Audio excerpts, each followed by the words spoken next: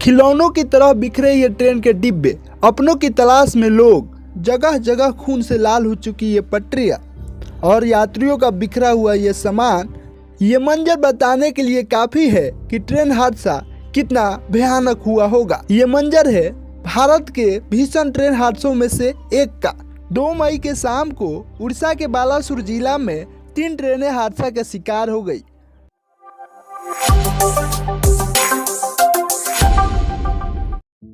नमस्कार दोस्तों, मेरा नाम संदीप कुमार है और आप देख रहे हैं उम्मीद भारत की। दोस्तों, आपको बता दें कि उड़ीसा के बालासुर जिला में जो घटना हुआ है, 3 ट्रेन आपस में टकराई हुई है। ये खबर सुनकर पूरा देश सहमा हुआ है।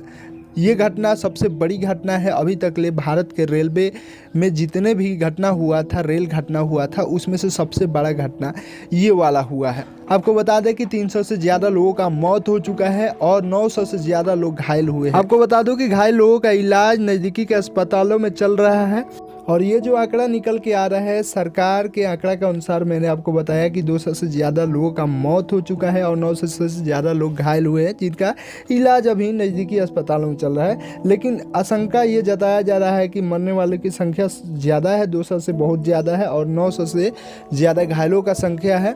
दोस्तों, आपको बता दें कि भारत के उड़ीसा में 3 ट्रेन हादसा के बाद से पूरा देश के साथ पूरा दुनिया में इसका शोक मनाया जा रहा है।